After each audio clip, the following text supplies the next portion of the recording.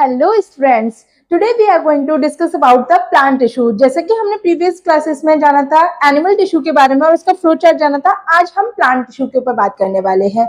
बच्चों, basically plant tissue जो होते हैं वो दो पार्ट में डिवाइडेड होते हैं। पहले होते हैं आपके मेरिस्टेमेटिक टिश्यू, जो कि अपनी टेंडेंसी को नहीं लूज किए होते हैं, जिनके पास डिवाइड करने की टेंडेंसी होती है। And second one is permanent tissue, जिन्हें हम कॉम्प्लेक्स टिश्यू के नाम से भी जानते हैं।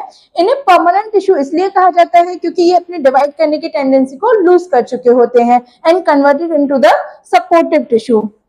प्राइमरी टिश्यू के बच्चों तीन पार्ट्स में हम डिवाइड करते हैं ऑन द बिहाफ और देयर लोकेशन। मतलब कि अगर हमने प्राइमरी मेरिस्टेमेटिक टिश्यूज को हमने उनके लोकेशन के बिहाफ पर अगर डिवाइड किया, तो जो प्लांट की लेंथ बढ़ाने में हेल्प करते हैं they are known as apical meristem. जो आपके प्लांट की गिर्द को बढ़ाने में हेल्प करेंगे they are known as lateral meristem. And intercalary meristem आपके दो नोड्स के बीच के डिस्टेंस को मेंटेन करने के लिए यूज होते हैं।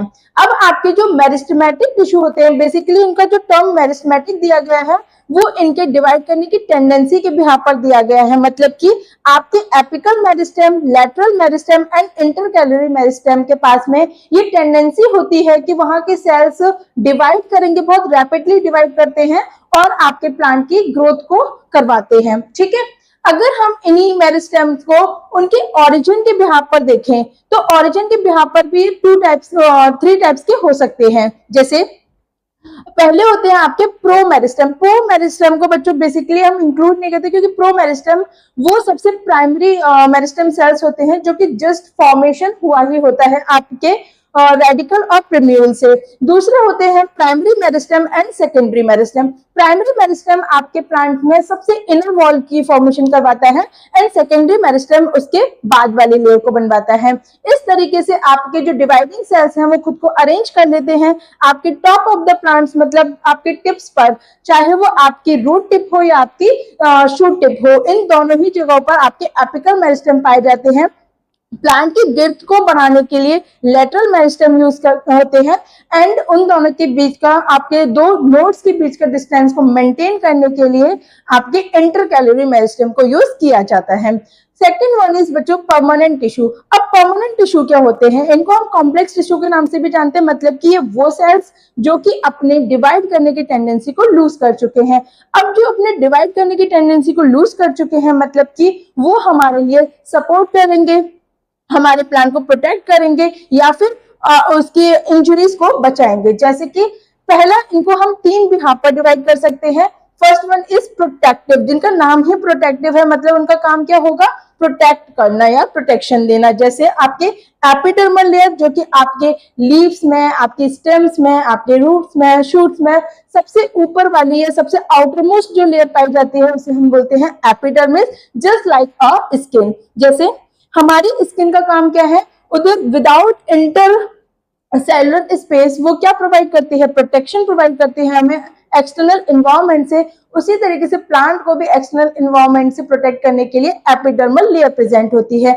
इनके सेल्स भी हमारी तरह इरेगुलर होते हैं और थिन वॉल्ड होते हैं। दूसरे होते हैं बच्चों कॉर्क। अब कॉर्क का काम क्या है?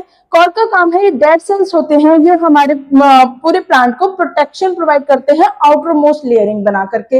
इनकी लेयरिंग थिक होती है, जिसकी वजह से ये बहुत अच्छा क्या कर सकते हैं? प्रोटेक्शन दे पाते हैं आउटर एनवायरनमेंट से हमारे प्लांट को। दूसरे होते हैं बच्चों सपोर्टिव टिश्यू। अब सपोर्टिव टिश्यू का नाम ही सपोर्टिव है, मतलब ये हर एक मैकेनिज्म में प्लांट के प्रोसेसेस को, या फिर कह सकती हूँ कि उनके अंदर होने वाले जितने भी चेंजेस हैं, जितने भी ट्रांसपोर्ट्स हैं, ट्रांसलोकेशंस हैं, उनको सबको सपोर्ट करने में रोल प्ले करते हैं, जिन्हें हम तीन बेसिस पे जिनको हम तीन पार्ट्स में डिवाइड कर सकते हैं। First one is parenchyma, second one is collenchyma and third one is sclerenchyma. अब ये जो पैरेन्काइमा होते हैं बच्चों, ये बहुत ही जैसे लिविंग सेल्स होते हैं और बहुत ही पतले पतले थिन सेल्स के बने हुए होते हैं। थिन वॉल्ड के बने हुए सेल्स पैरेन्काइमा सेल्स कहलाते हैं, लिविंग सेल्स। ये आपको बेसिकली आपके प्लांट की शेप को मेंटेन करने में हेल्प करते हैं। दूसरे होते हैं आपके कॉलिनकाइमा। कॉलिनकाइमा भी थिन होते हैं, लेकिन कॉर्नर्स पे कैसे होते हैं, थिक होते हैं, रेगुलर बाउंड्रीज होती हैं, और इनका काम होता है आपको मैकेनिकल सपोर्ट प्रोवाइड कराना। आपके प्लांट को मैकेनिकल सपोर्ट प्रोवाइड कराते हैं और क्या करते हैं, प्रोटेक्शन देते हैं। तीसरे होते बच्चों स्क्लेरेन्काइमा। स्क्लेरेन्काइमा इन तीनों में से डेड सेल्स होते हैं इकलौते। आपके कॉलिनकाइमा भी लिविंग है, आपका पैरेन्काइमा भी लिविंग सेल्स है, बट स्क्लेरेन्काइमा डेड होते हैं क्योंकि ये कंप्लीटली फाइबर्स का बना हुआ है। कंप्लीटली फाइबर्स का बना होने की वजह से इसकी लेयरिंग कैसी होती है, मिडिल में तो थिक होती है और कॉर्नर्स पे बिल्कुल थिन होती है, जस्ट लाइक अ आई। मतलब आई जैसे शेप के ये जो सेल्स होते हैं, ये आपको मैकेनिकल सपोर्ट देते हैं, प्रोटेक्शन देते हैं, आपकी इंजरी से इनको बचाते हैं। Third one is conducting tissue. अब कंडक्टिंग टिश्यू जैसे अपने नाम को ही रिप्रेजेंट कर रहा है, किसी ना किसी चीज को कंडक्ट कराने के लिए या फिर ट्रांसपोर्ट कराने के लिए, ट्रांसलोकेट कराने के लिए ये यूजफुल होते हैं। इनके ये दो पार्ट्स में डिवाइडेड होते हैं। First one is xylem and second one is phloem. Xylem का आपको पता होगा ये यूनि डायरेक्शनली मूवमेंट प्रोवाइड कराते हैं, एंड फ्लोएम आपके मल्टी डायरेक्शनल फूड को या आपके मिनरल्स को, इन सभी चीज का ट्रांसलोकेशन कराने के लिए हमको फ्लोएम की हेल्प लगती है। प्लांट जाइलम को 4 पार्ट्स में डिवाइड करके रखता है। जाइलम का मोस्टली पार्ट जो होते हैं वो लिविंग होते हैं, बट एक्सेप्ट आपके जाइलम फाइबर्स। इसी तरीके से आपके जो फ्लोएम होते हैं, phloem mostly part dead cell से मिलकर के बना होता है, एक्सेप्शन है आपका फ्लोएम पैरेन्काइमा।